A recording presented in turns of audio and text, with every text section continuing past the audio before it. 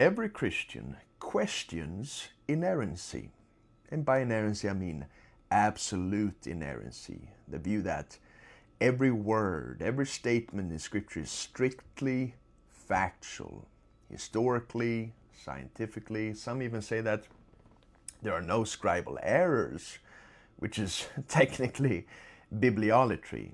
So I'm talking about absolute inerrancy, and that of course differs from classical views of inspiration, which hold that Scripture truthfully conveys God's revelation and saving purposes while employing ancient literary conventions, phenomenological language, and so on and so forth.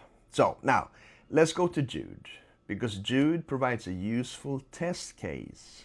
So in Jude 14 to 15, the author quotes Enoch and states that Enoch prophesied these words.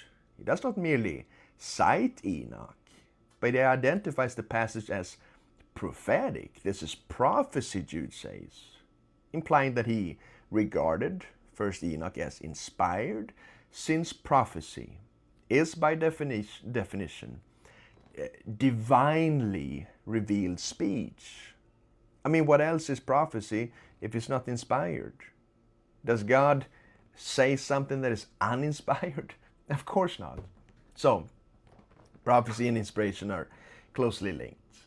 And of course, it's not implausible that Jude regarded first Enoch as, at the very least, authoritative, because Enochic traditions profoundly shaped both Jewish and Christian views. Views of, for example, angels and demons and Satan and judgment and afterlife, particularly hell. I mean, the book was just highly influential in Second Temple Judaism, with, as a matter of fact, more Qumran manuscripts than most Hebrew Bible books, and roughly as many as Leviticus. So, in other words, very influential.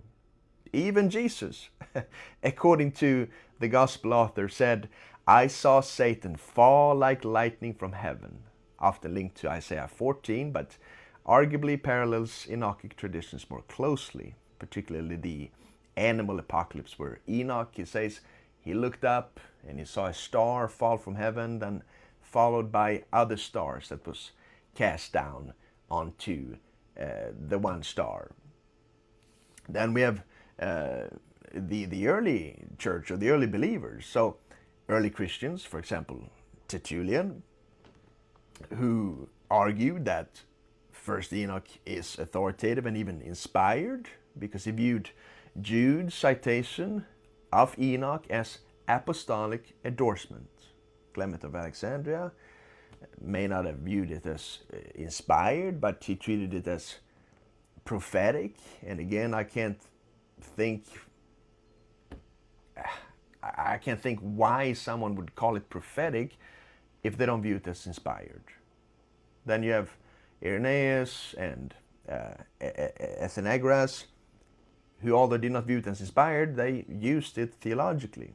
So, though not universally accepted as scripture, its early significance in the early church is, of course, substantial.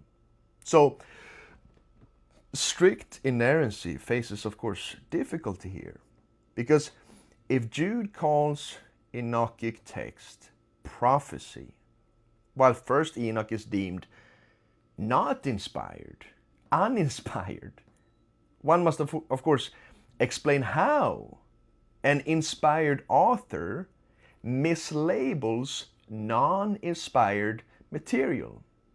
Of course, the usual apologetic reply here is that, Jude, he only used the true saying without completely endorsing the whole corpus.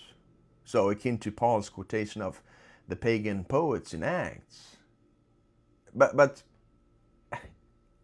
Paul does not call them prophecy, right? Jude does. So it doesn't really work. So the issue here is it's not quotation, but whether Jude's attribution implies authority incompatible with absolute inerrancy. So the question is, did Jude endorse something and call it prophecy and inspired when in fact it's not.